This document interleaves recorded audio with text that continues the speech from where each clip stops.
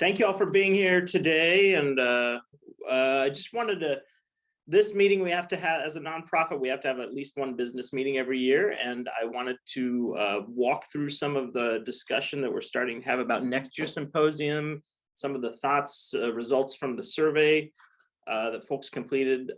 If you haven't completed the survey, please do so. It's on Facebook. It's also on the IAANI website, IAANI.org. That will help us with, we have a bunch of speakers and suggestions about what worked and what didn't work and what we are trying to do, etc. So we just have, I want to walk through a few things. I pulled out some numbers from past participation in our conferences, because I think that will be insightful with some thoughts and decisions as we go forward. Show you some survey results and some suggestions for next year's symposium and some action items. So I thought this was I wanted to throw up a snapshot of at least the past 3 symposiums. And I'm doing this for a reason. One is the 2020 symposium. 2019, we had the Bachner-Ellis symposium. 2020 was not a much more general symposium. It was also pre-COVID. But I wanted to highlight a few things with the in-person component on this symposium. So this symposium we had, it was in person, $50. You can see the numbers. We had 82 presentations, 2 workshops, 4 special sessions, 1 keynote, and we had 104 registrants.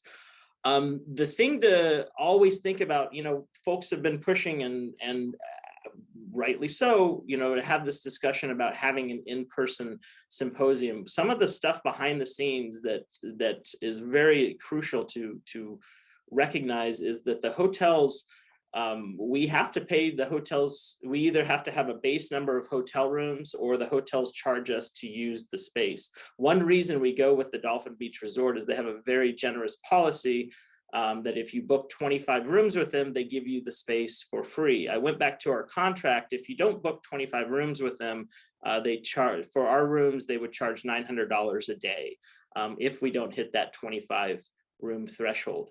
When we were in person in 2020, we booked 38 rooms. So remember that number. That was a pre-COVID number, and that was a pretty well attended in-person conference. When we rushed to go online in 2021, you can see the stats there. 87 presentations, 6 workshops, 7 special sessions. But note the registrants went up to 240. When that was in an online format.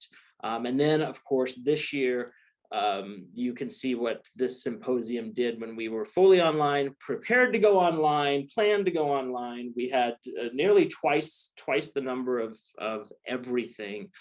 I also want to note the registration this year, because I want to come back to that in a moment. We had $25 for the general symposium and $25 if you wanted to do the workshops. So a $50 mark for everything there. I also want to note, again, behind the scenes stuff that folks don't tend to see, we actually had a contract with the Dolphin Beach Resort to have an in-person symposium in January of this year, just to sort of buy us some time to see what's going to happen in the world, what's going to happen in COVID land. And I contacted the Dolphin Beach Resort in September 21 to cancel our contract, because you have to do it 3 months out.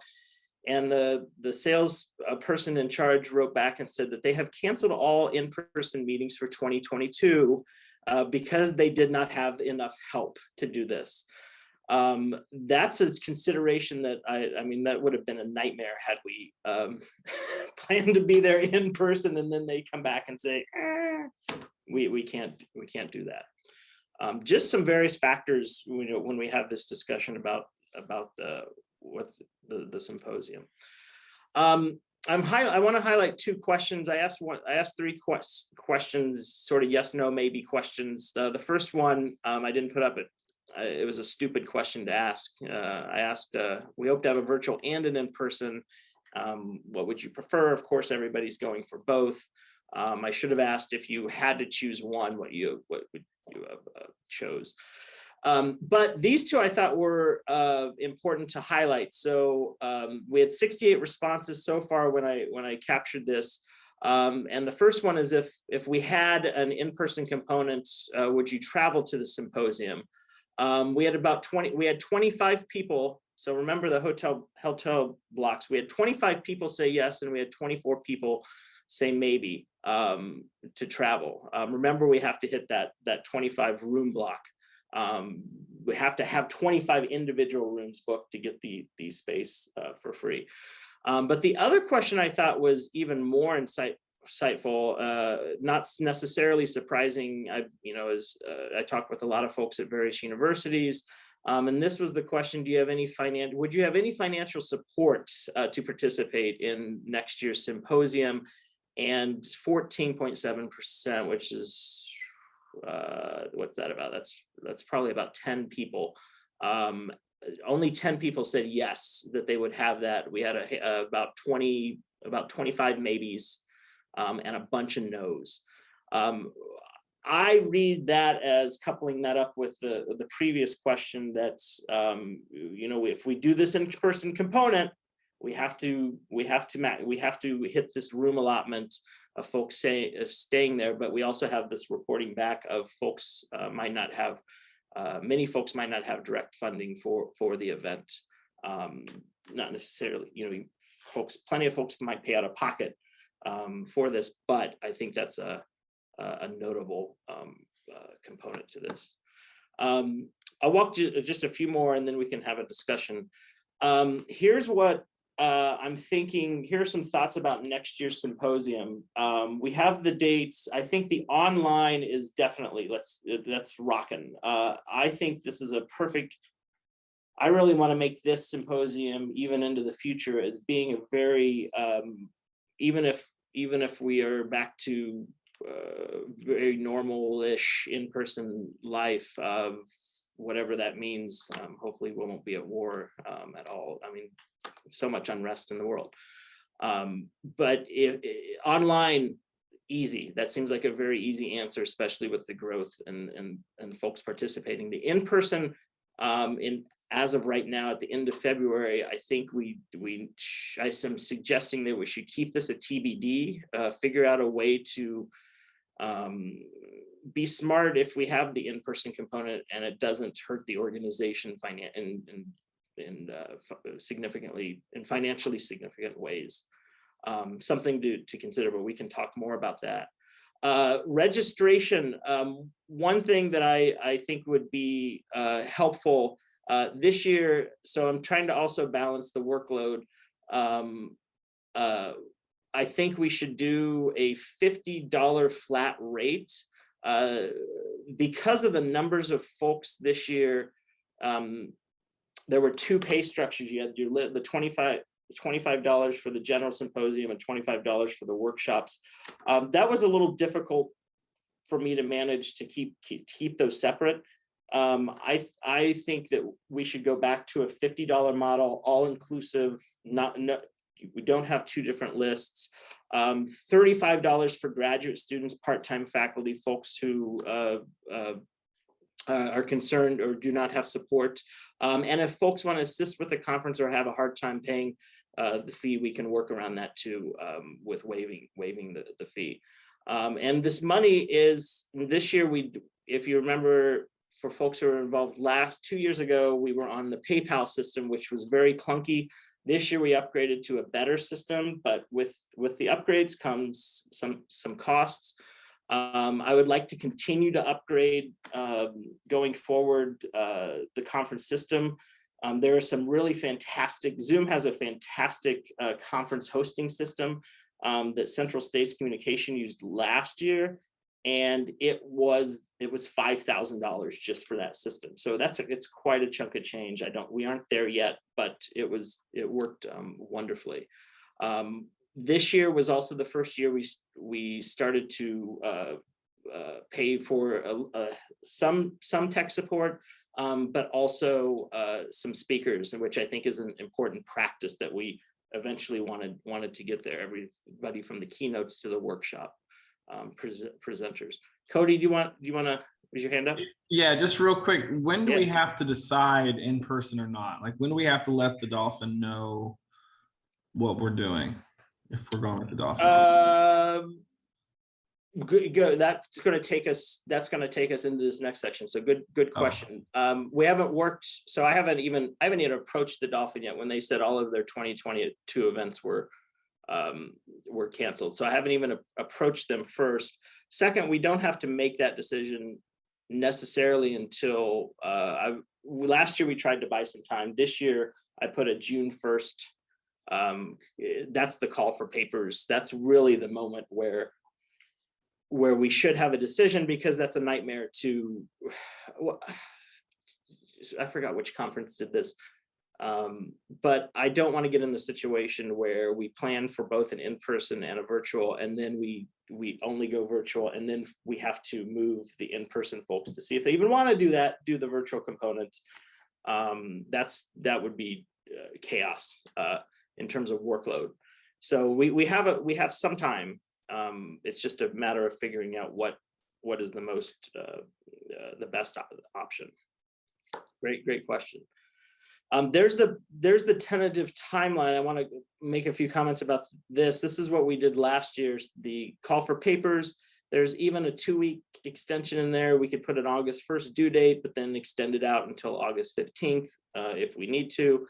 Acceptances, we try to get back September 15th, and the recordings are due November 15th. This year it seemed to go pretty well. I have to have some hard conversations with folks. The feedback is always there wasn't enough time to watch the pre-recorded presentations. Well, if you want more time to watch the pre-recorded presentations, you have to bump up the submission deadline. But this seemed to work better than it did the previous year, which was about 2 weeks later. We had the recordings were due December 1st, and the program was released December 15th. That seemed a bit rushed for folks to watch. This seemed a little bit better. We had fewer folks commenting on the surveys about enough time to watch those. A big thing that sounds weird, but it's really not. Running the numbers, it doesn't seem that big of a deal, I don't think.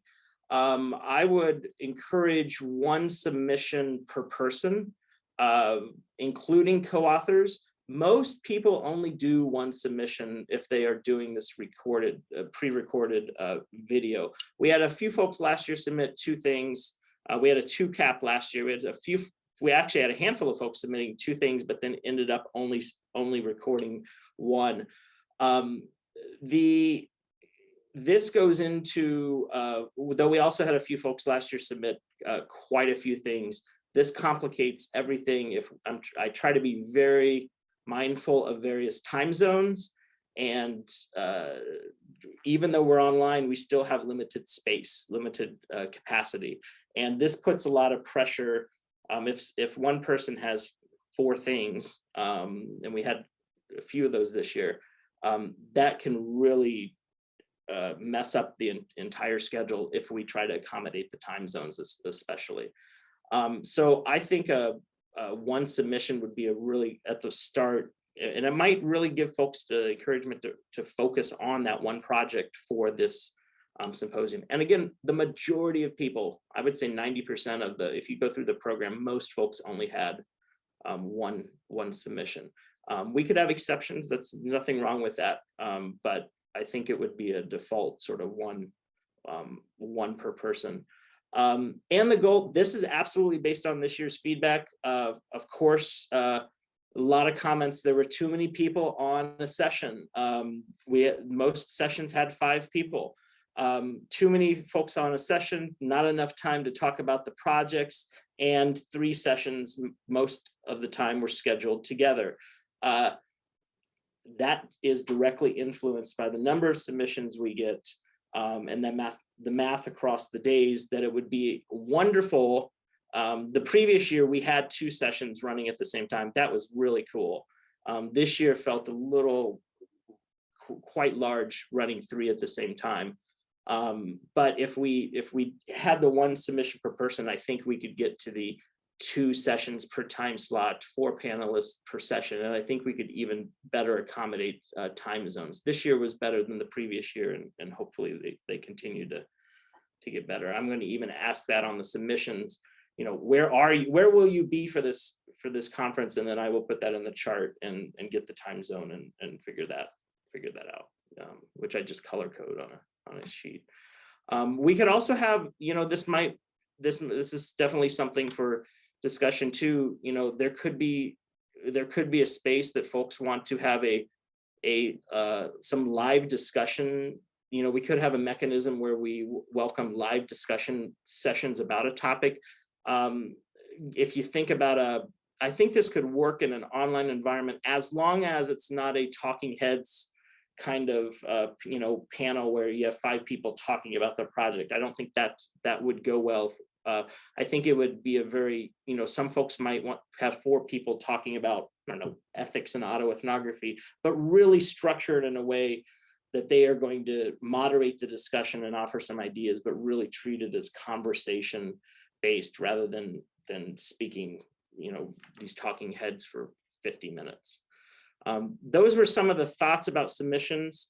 And then let's do one more thing, and then let's open this up. Just some action items to consider as well. Make sure to complete the survey. If you haven't, please give ideas. Mark, if you're able to help with the conference in various ways. We have the possibility of, this was, you know, last year I watched this, we did a few virtual workshops via Zoom. They went very well. I would like to do a few more of these. If folks have ideas to do these themselves, I will gladly set this up and run them and record them. Last year, watching the money, this year less so, that we had to upgrade the Zoom account. So every time we have a big event, we have to not only get the next level Zoom account, but depending on who's there, we might even have to pay more to have, if we think there are going to be more than 100 attendees, you have to pay extra for the Zoom account. So there's all these little things to figure out with the Zoom. Of continuing to accommodate multiple languages. Sylvia, I'm glad you're here. Sylvia, you were a rock star this year. I don't know how it felt in terms of workload, but or even the perception of how well it went. But you know, this is we absolutely need to. I think it went pretty well. At least to try to open up the space. Somebody in one of the surveys said they would absolutely help with German submissions in German. That I think there are ways to broaden this if we're able to. The nice thing about the YouTube, if you do these YouTube presentations, at the very least, it's clunky, but you can still do, YouTube has a built-in translation function. It is clunky, but it's not, you know, it's mediocre. It's not terrible, but it also allows folks to access different projects from various languages. That's definitely an ongoing need. Sylvia, did you have any thoughts about this or how it worked this year, or any comments you wanted to make? You're on mute. You're on mute. Let's see here. Yep, there we go. I very much appreciate the opportunity that we had to have those presentations in Spanish. There were a few, and it was also an opportunity for the people to be able to participate because it was online, and if it's not people, most of the people would have not been able to attend. I like the fact that we can translate it, as you say, Tony, using the YouTube, although it's not very good, but it's better than nothing. And it would be great if we could get more exchange, you know, with English speakers or speakers from other countries to participate or to listen to what was said in Spanish, but we may be able to do that further on in other incoming years. Awesome. Cool. Thank you, Sylvia. And there's Elda too. Hi, Elda. This is one of those, I think of the if you build it, they will come kind of line. Once you start building the base of being able to accommodate multiple languages, I think that will just further expand, and you have more folks to help and more folks to recruit and more folks to participate, and they will benefit from those presentations too. So thank you. We have some awards coming up this year. You can find out the awards promote these, please. You can find out the awards on the website, and the descriptions are on the website. There's a whole awards category. We're working on conference proceedings now. This is the first time. I mentioned this because last year in the business meeting, if you go back to it, this was a to-do. We are doing it right now. I don't know how it will look. This is an experiment. Sylvia's helping with this. Cody's helping with this year. Hopefully that we'll see how they turn out. Let's see what happens. We have 63 submissions. So out of 151 presentations, 63 folks submitted for the proceedings. And we will work through those. Other things, social media the IAANI Facebook group is up to 2,500 people, which is quite large. And as a to-do, this was a lot of work this year with the volume of folks. I think it would be nice to have a newsletter of sorts. One of the areas of funding that I think that we're almost there. I would love to invest in a system like a Constant Contact is the one I have been looking at closely for a while. And it's an email conference submission system platform, but it runs about $1,000 a year. And so we weren't at the place to be able to afford that last year, but right now I think we could pursue that kind of opportunity. And it's really easy to do newsletters. It's really easy to do correspondence using that format. In fact, my university just switched to Constant Contact. That I was surprised about, but it's very nice. So that's what I have today. I'll leave the share screen up for a moment if folks want to see these various slides, but I thought I would open up for discussion, comments, thoughts, ideas. Tony, do you have a breakdown on domestic versus international participation? Oh, great question. I actually think it was, I did that right before the symposium. Of the 400 people, I think it would be pretty safe to say easily more than half non-US. That still puts the US, still centers the US, but I think that definitely more than non-US outside of US present, which when we were in person wasn't the case, but online it is absolutely the case. You could probably quickly flip through the program and see just the affiliations. Definitely way more non-US folks participating. Absolutely. One thought for the future is whether we want to try to expand the time allotments for programs to see if we can, if we know that there are a certain number of people from Europe or from Australia.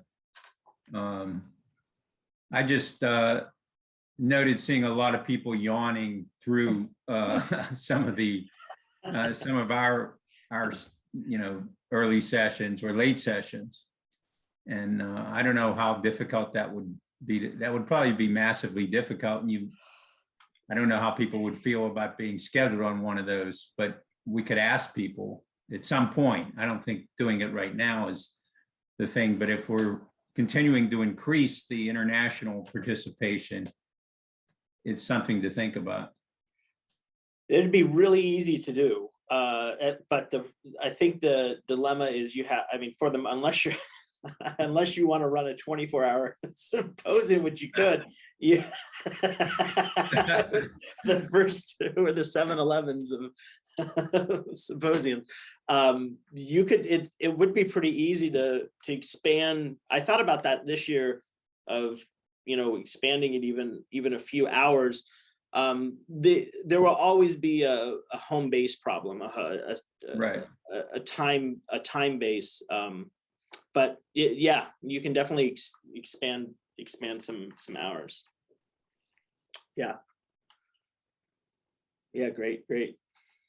That'd be really easy to do. And that would allow for fewer, that would also accommodate, you know, depending on how many folks we get. You could probably even run it better with 2 sessions, 4 panelists at a time. Yeah, Peter. Yeah, Tony. First of all, just thank you for all the work that you're doing, and I know it's a team effort, but my sense is that you do a really good job, and it's much appreciated. So I just wanted to say that.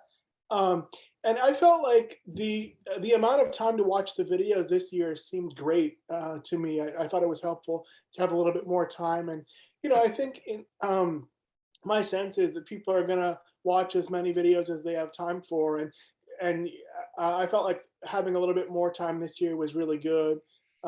Certainly, you're never going to please everybody, but I felt like this year there was plenty of time for me, at least, to watch the videos. I appreciated that.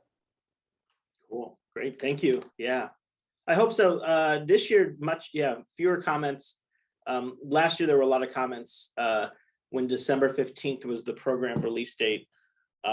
Folks said they didn't have enough time, which was based off last year's feedback. We bumped it up to December 1st, and so that's good to hear. And I do think in the surveys you see that fewer folks commenting on the rushness. Yeah, and also if you happen to have any interest in Hungarians who want to do a language session, I'd be happy to be part of that. I can understand Hungarian and speak it, but I don't read it or write it very well. Okay. So, but if there is an interest, or if I can help with Hungary, or if I can support Eastern European autoethnographers, I'm happy to do that. Awesome. Okay. Yeah, and Chaba Osvith could help with that too. So that might be an interesting direction to go in. Yeah, that's right. It's interesting, actually, Carolyn. I had one of my students who I think Tony connected to Chaba, and that was wonderful. Good. Yeah. Cool. Other comments, thoughts, questions? What are your immediate reactions to, I mean, how do y'all feel about that? You know, what are we doing with that in-person component? What are your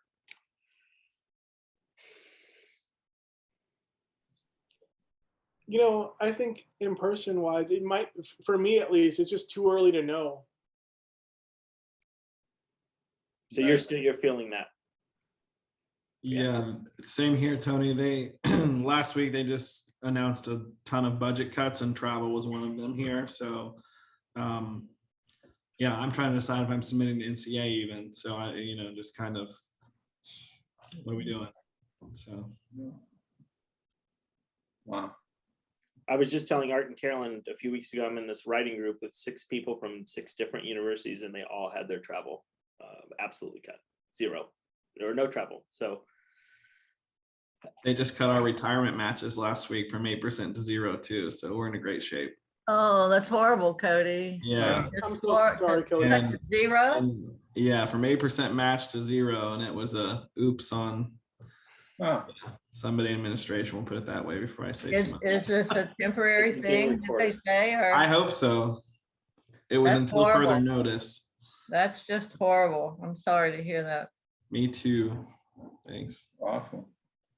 that's where I was seeing that this question surprised me, the second one on the screen about the funding. I wasn't expecting that. Usually I was expecting probably half, but the adamant yes, I thought was telling.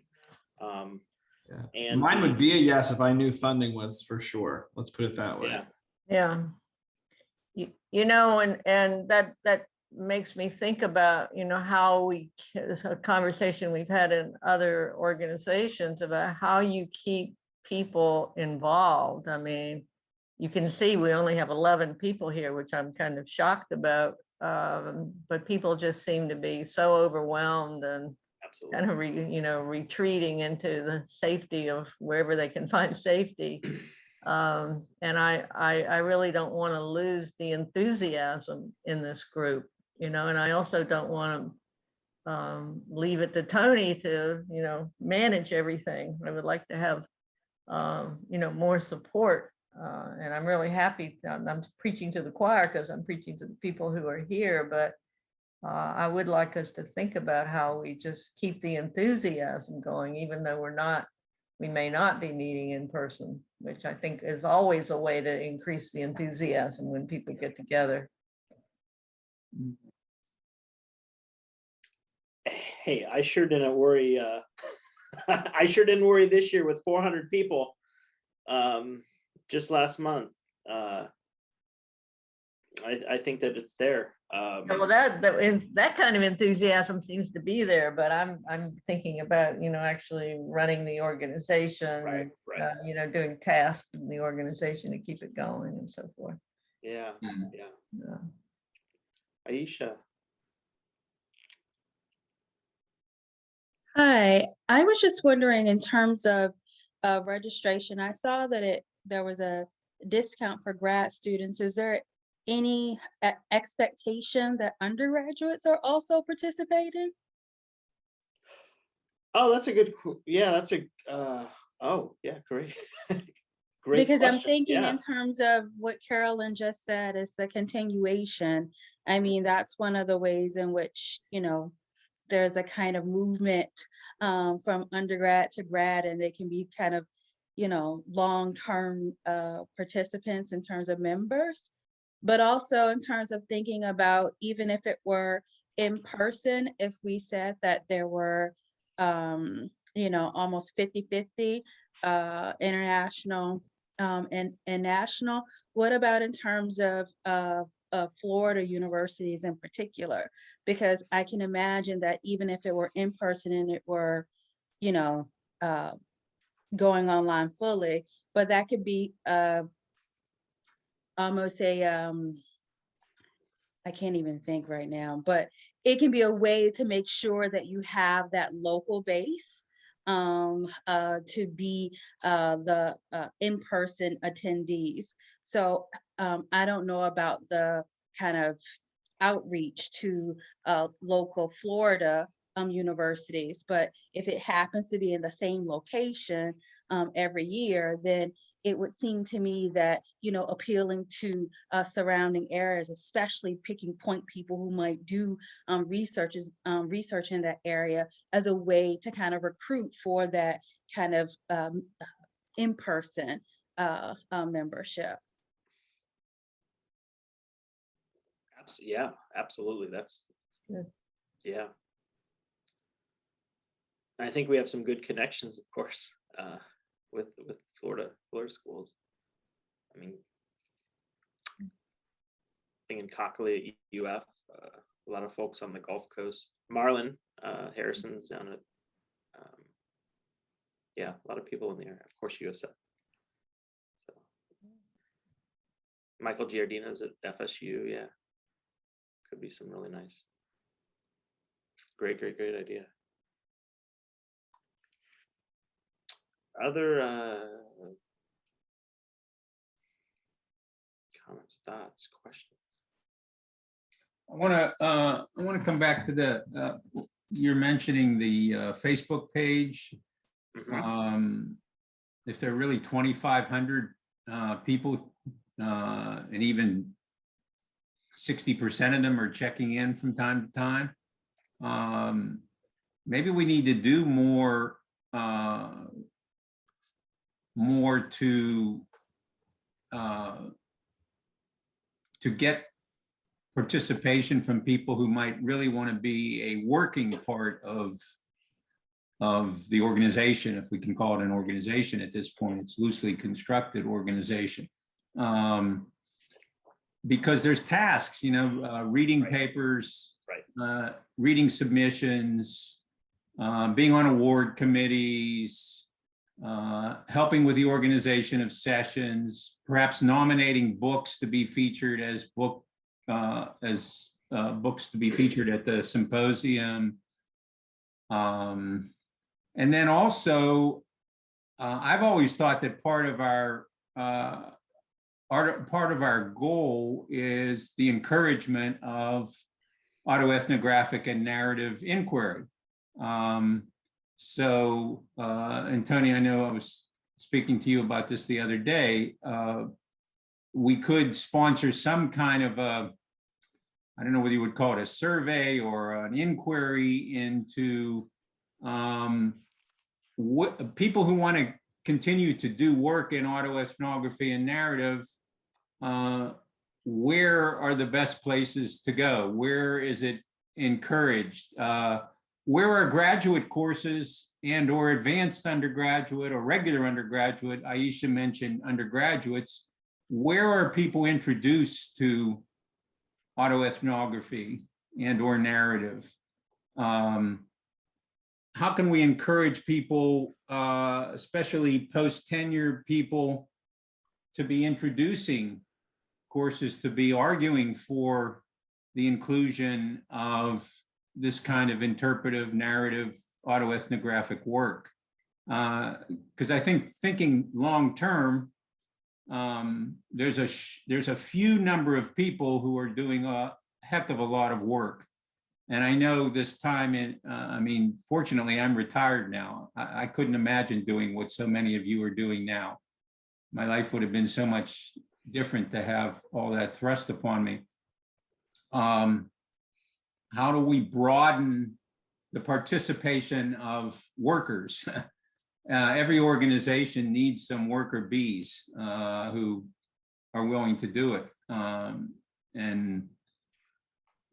Anyway, I think that's something we should be looking at.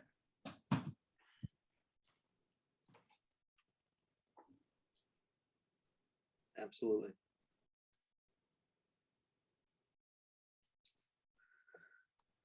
Yeah.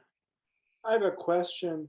Have we ever done a survey of autoethnography in the discipline? Like how many people teach it, how many courses there are, how many universities have a course that focuses on autoethnography?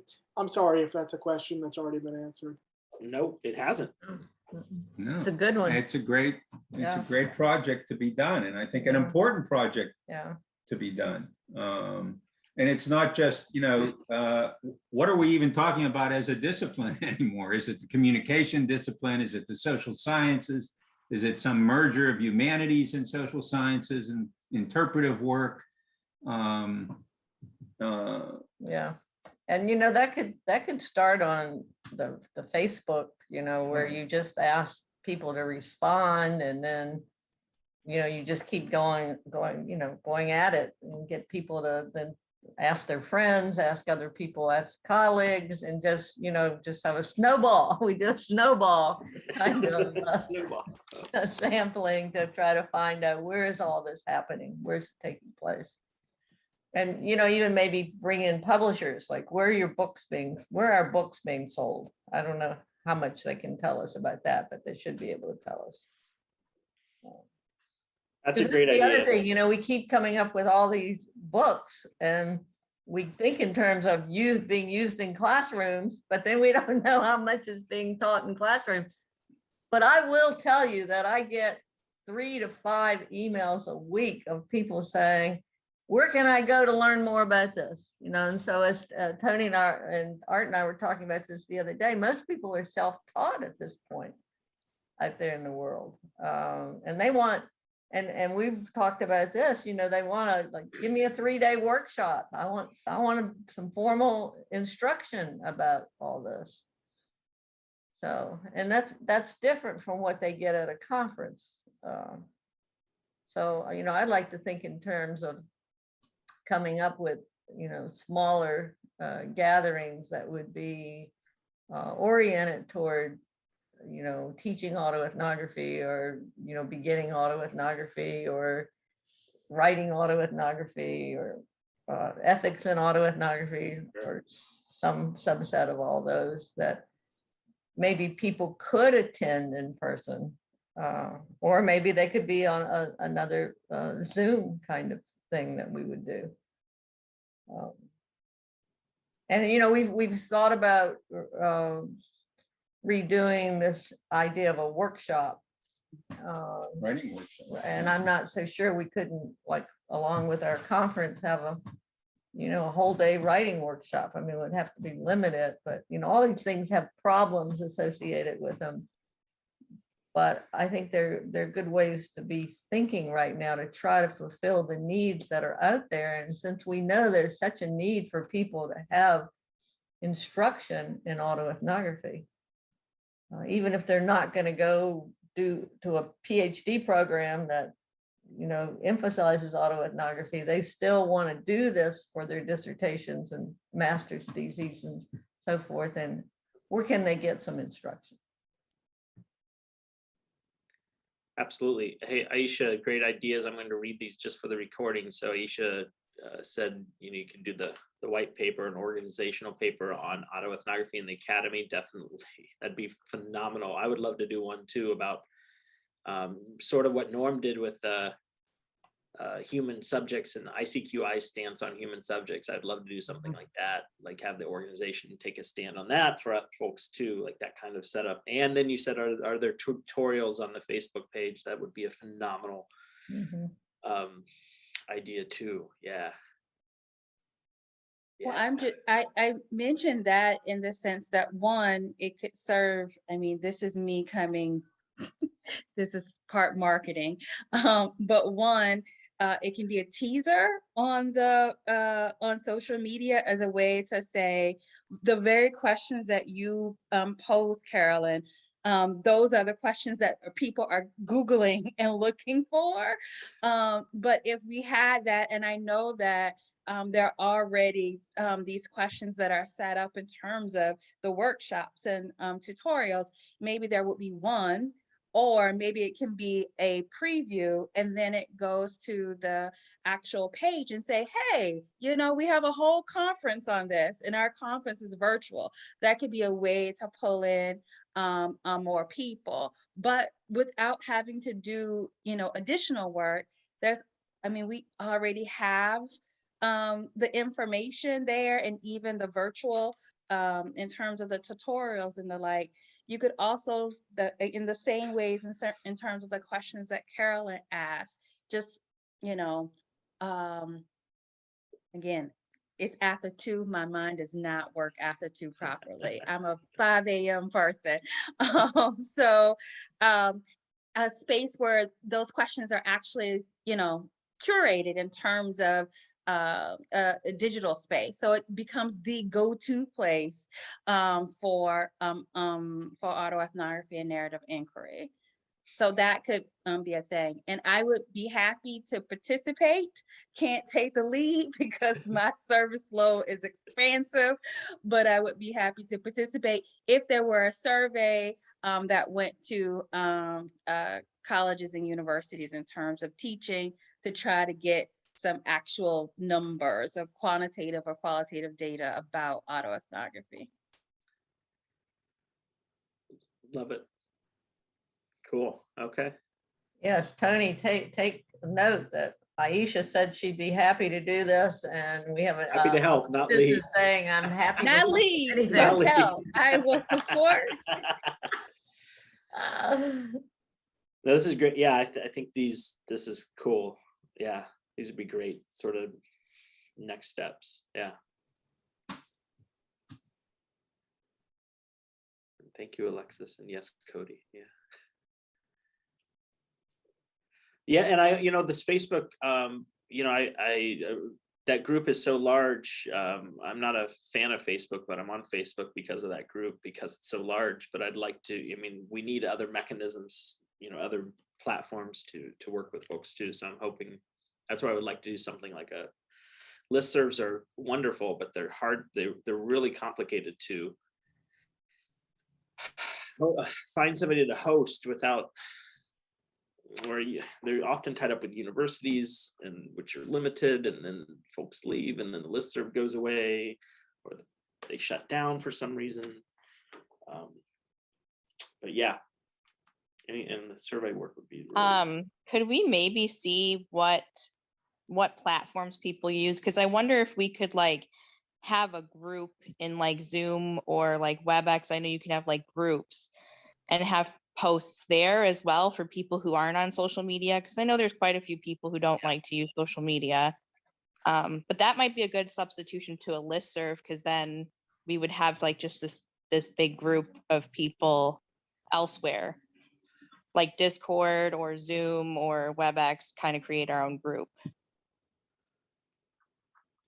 that would be great. I don't know how those work, Alexis. Can you do like a Zoom? Can you send me Zoom info? Like I can, yeah, I can do that, or I can like I could make a group too if you need me to on one of them and okay, help with that. okay.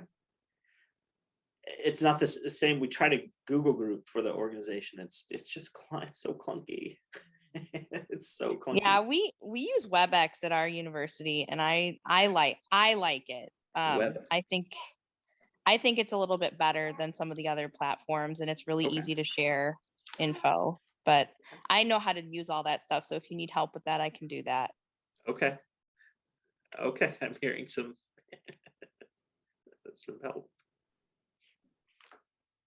That'd be fun. Okay. Other thoughts, comments, questions? You know, I do want to say something.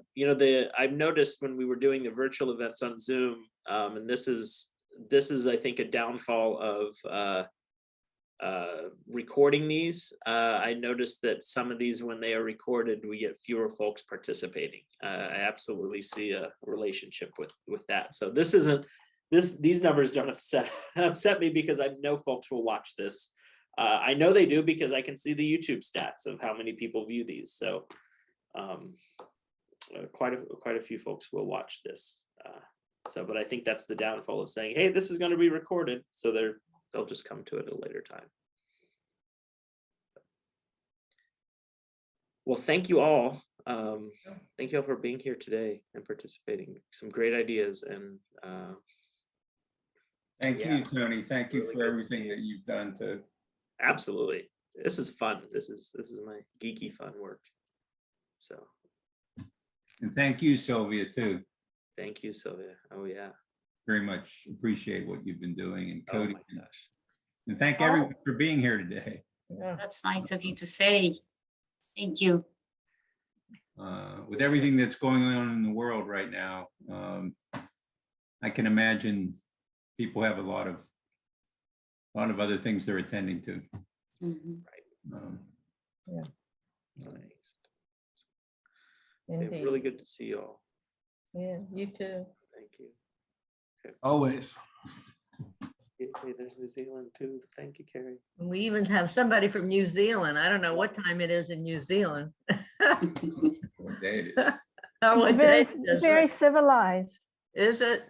Yeah, it's coming up to 11 o'clock in the Oh, there's a morning. baby. Okay, all right, Oh. good, good. There's Oh, she's a baby. Oh, look at Here's that. my side. That's why I'm not on camera half the time. That's cute. Cute. so cute.